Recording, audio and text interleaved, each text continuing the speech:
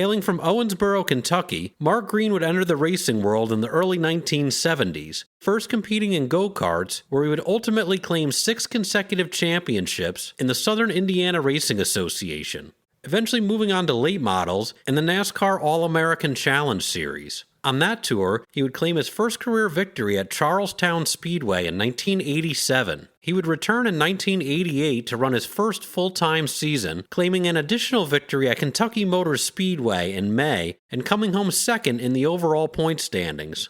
The height of his late model success would come at Beach Bend Raceway, where he would earn 3 consecutive track championships between 1991 and 1993, taking home the checkers in 16 out of the 20 events in the latter year. In August of 1995, he would join his older brother David and younger brother Jeff in competing amongst the upper levels of the NASCAR ranks, making his Busch Series debut at Indianapolis Raceway Park for Bruco Motorsports. He would later get the opportunity to run an additional race for the team at Richmond later that season, and after gaining sponsorship from Timberwolf Tobacco, would make 10 starts in their number 37 entry in 1996. He would earn his first career top 10 at Myrtle Beach in late June and run well enough to earn a full-time ride in the car for 1997. By the time teams pulled into Texas Motor Speedway in April of 1998, Green had made 48 starts in the series, having earned 7 top 10 finishes, with a best run of 5th having come at Charlotte Motor Speedway the previous fall. He would take the green flag from the 20th starting position, making his way up to 18th before Doug Reed and Joe Bessie would crash on the front stretch on the 3rd lap, slowing the event for the first time. Staying out under the caution, he would retain his position for the lap 12 restart, resuming his charge forward. There's that battle. Mark Green on the inside, Dale Earnhardt Jr. with him. They're going to pass Stanton Barrett. Leave Barrett up on the high side. Whoa, way loose and just barely in the grass. Further back in the field, there's Blaze Alexander up the outside. Yeah, he got caught on the outside going into turn 3, Mike, and a lot of cars are going by. Michael Walter went by in 21. There's Spencer going by in the 12 car, and Mark Green in the 37, and Earnhardt Jr. right on his back bumper. He would make his way up to 16th by the time Wayne Grubb would crash exiting turn 2 onto the backstretch after some help from Jimmy Spencer on lap 30, bringing out the second caution of the day. Staying out under the yellow once again, he would restart from 14th on lap 36. Briefly making it up to 13th over the next run, he would slide back to 14th right before Patty Moise and Matt Hutter's crash in turn 2 on lap 51 would bring out the 3rd caution. The leaders would take the opportunity here to pit, while the cars that had pitted under the previous yellow would move up to the front of the field. Green would restart from 17th on lap 58, briefly sliding back to 19th before moving back forward. Here's the car number 80 of Mark Crow. He really was battling with Stanton Barrett there a few laps ago and got caught up on the outside. He had to hit the brakes. He lost about 6 positions. He's back to 14th, Ned. Just ahead of Dale Jarrett and Mark Green, that green and blue car on the right side of your screen. He would make his way up to 15th by the time Jimmy Foster's lap 96 crash on the front stretch would bring out the 4th caution. Green would make a 2-tire stop under the yellow, taking over the race lead on lap 99. And all of the cars on the lead lap made pit stops. Mark Green, I believe he stopped for only 2 tires, got out first, so he is the race leader. He was in on the last stop. Things would get back underway on lap 104. Mark Green with a 2-tire stop took the lead and steps out. Hermie Sadler jumped up on the outside of the 3 car of Dale Earnhardt Jr. Caution number 5 would come out later that lap when Buckshot Jones would get loose under Hermie Sadler, triggering a violent crash that would also collect Jeff Purvis and Dave Blaney. Staying out under the lengthy caution, Green would retain the lead for the lap 114 restart. And really the problems that you had today were contact between other cars. The racetrack is not blamed for drivers making mistakes. All right, we're just past halfway and we're back under Green. Mark Green, the middle of the 3 racing brothers, David, Mark, and Jeff. Mark's out front after a 2-tire pit stop, 1 caution flag ago. Tony Stewart, Jimmy Spencer, Joe Nemechek, and pole sitter Elliott Sadler trying to run him down. Up front, they're closing in on Mark Green. He's a veteran, took those 2 tires on and felt that would improve his car. And so far, he has held the lead spot since this restart. He has 6 cars in the draft right behind him. Mark, we've talked about that impressive run by Mark Green. He's still staying out there. Now, Spencer's coming up on him now.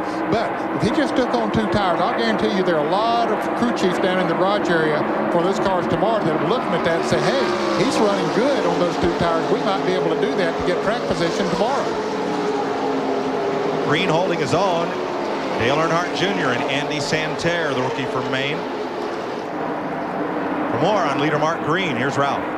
Mike, these are the most consecutive laps that Mark Green has ever led. The most he'd ever done up till today, 6 laps at Dover. Those were all under caution.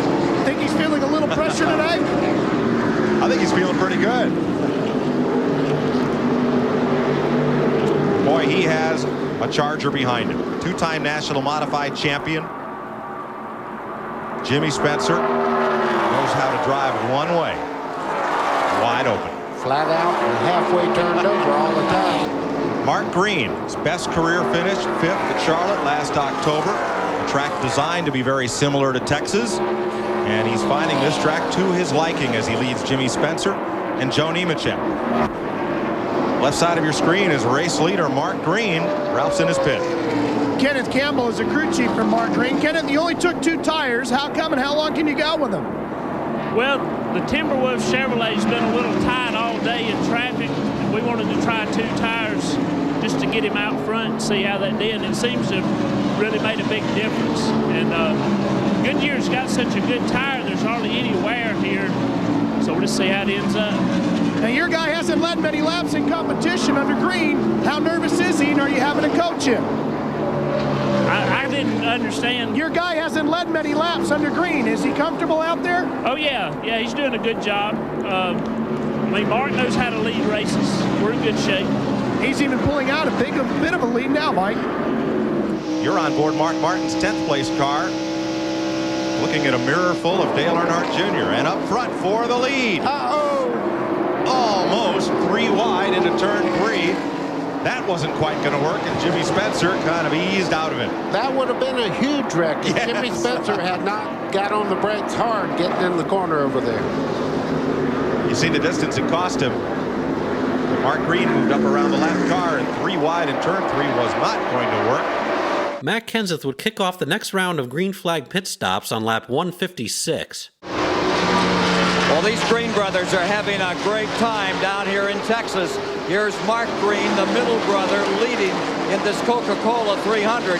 His older brother will be starting in 9th position in the Texas 500 tomorrow here on CBS. That's David Green. And, of course, Jeff Green is right in here, now running in 11th position. So the Greens of Owensboro, Kentucky are looking mighty proud right now in the Lone Star State. Here's Bill Stevens. Well, when Mark Green qualified 20th, I asked his crew chief earlier this week, well, are you worried about your driver in traffic? He says, not really. Look what happened in Daytona. Well, I looked it up. They started 40th down there, and he finished 14th. He knows what he's doing. After remaining out front for 62 laps, Green would briefly give way to Jimmy Spencer, allowing him to lead lap 161 before getting back by. Lead battle, turn 3. This time, Jimmy Spencer's got some racing room outside Mark Green. And holding the throttle down as they rocket off turn 4, you can see Spencer on the outside there trying to make this pass the hard way. Wow, I never thought it'd be done. Is it going to be done? No, not turn 1. I don't think so. Great run through 3 and 4 for Spencer, but he dropped back in turn 1. He would lead 4 more laps before coming down pit road on lap 166 to make his final stop of the day. Mark Green has taken a big gamble. He pitted for fuel only. It took him 8.5 seconds.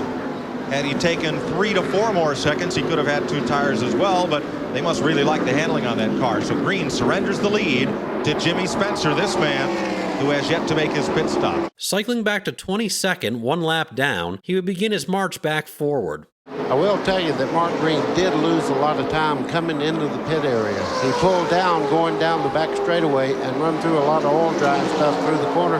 Lost a lot of track position by making a floor stop.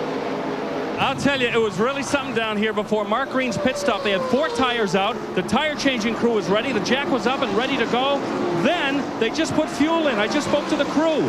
They didn't know that they were just going to put fuel in. Kenneth Campbell was trying to fool everybody in the park. Dick Berggren. He would gain 10 spots before Jimmy Spencer would suffer a right front tire failure in turn 2 on lap 183, bringing out the 6th caution. Gaining his lap back under yellow, when Dale Jr. made his way to pit road, Green would line up at the tail end of the lead lap for the restart on lap 190. Almost immediately, Joe Nemechek would get into Glenn Allen Jr. as the field took the green, setting off a crash that would bring out the 7th and final caution of the day and allow Green to cycle around.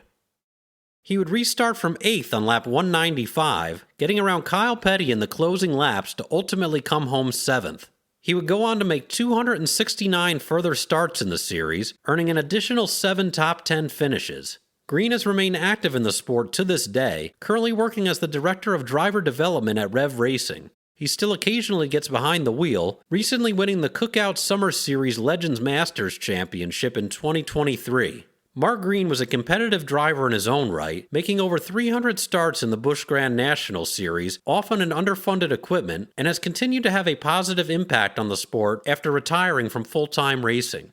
And on one Saturday afternoon in the spring of 1998, he nearly etched his name into the history books.